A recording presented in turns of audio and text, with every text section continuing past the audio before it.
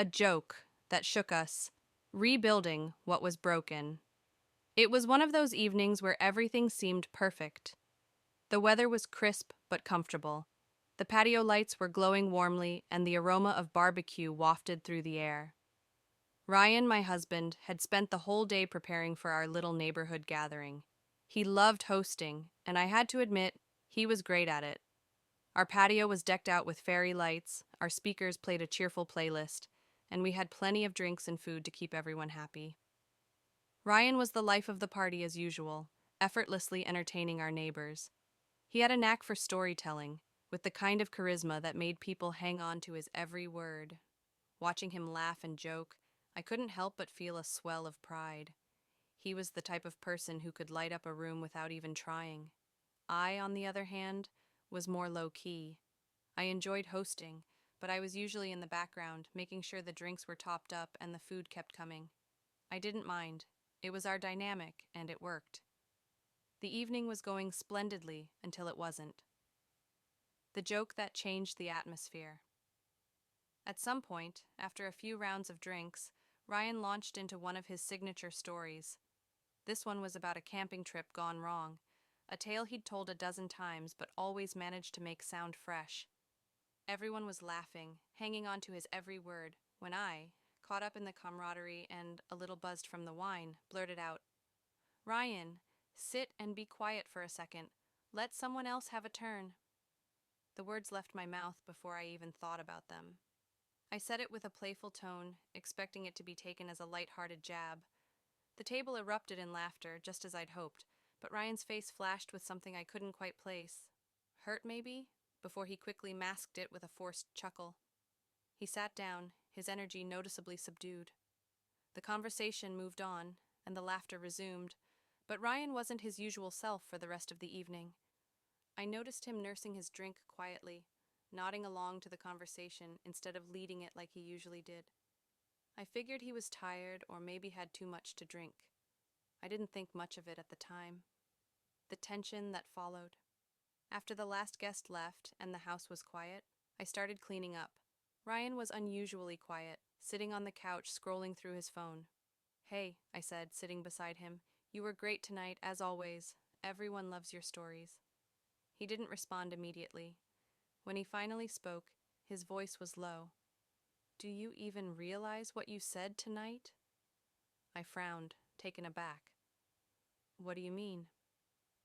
"The whole sit and be quiet thing," he said, looking at me. "You embarrassed me in front of everyone." His words hit me like a slap. "Ryan, it was just a joke. Everyone laughed. I didn't mean anything by it." He shook his head. "Maybe it was a joke to you, but it felt disrespectful. Do you know how it made me feel? Like I wasn't worth listening to. Like you didn't value me." I stared at him, stunned. I hadn't considered how my words might have come across. To me, it was a harmless tease, something I thought he'd shrug off. But to him, it had struck a nerve. "I'm sorry," I said, reaching for his hand. "I didn't mean to hurt you. I was just joking."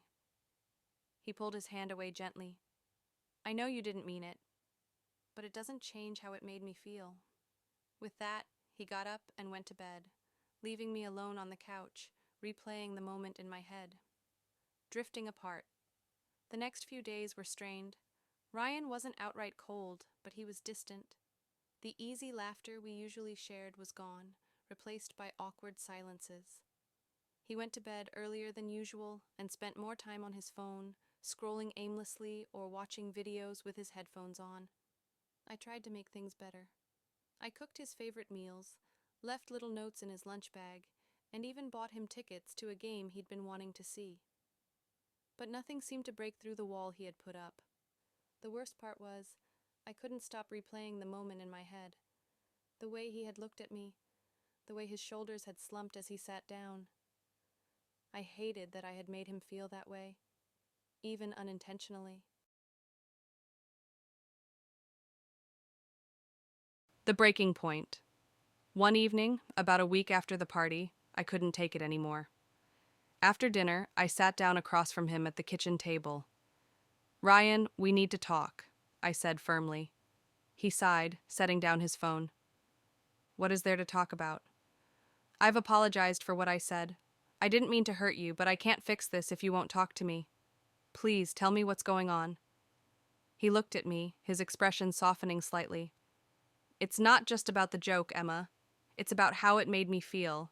It's like you don't see me, respect me, the way I see and respect you. That moment made me question things. His words were like a punch to the gut. Ryan, I do respect you, more than you know. I'm sorry I made you feel otherwise. It was a stupid joke, and I should have thought about how it might come across. Please, let's work through this. He nodded slowly. I want to. I just. I need to feel like we're on the same team, you know? Like you've got my back. Rebuilding trust. Over the next few weeks, we made a conscious effort to rebuild what had been damaged. I became more mindful of my words, especially in public settings. Ryan, in turn, opened up about his insecurities, things I hadn't even realized he carried. It wasn't easy, but we were both committed to making it work.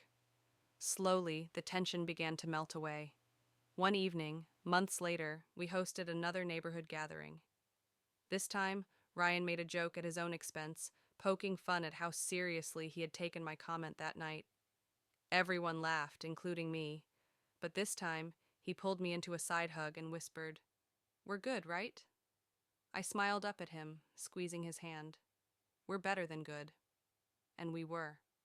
When a playful joke at a neighborhood gathering unintentionally wounds her husband, Emma is forced to confront the fragility of their relationship. As tension builds and communication falters, the couple must navigate hurt feelings, unspoken insecurities, and the challenge of rebuilding trust. In this heartfelt story, a single moment of misunderstanding becomes a catalyst for growth, love, and deeper connection. Will their bond withstand the test, or will one careless comment leave lasting scars?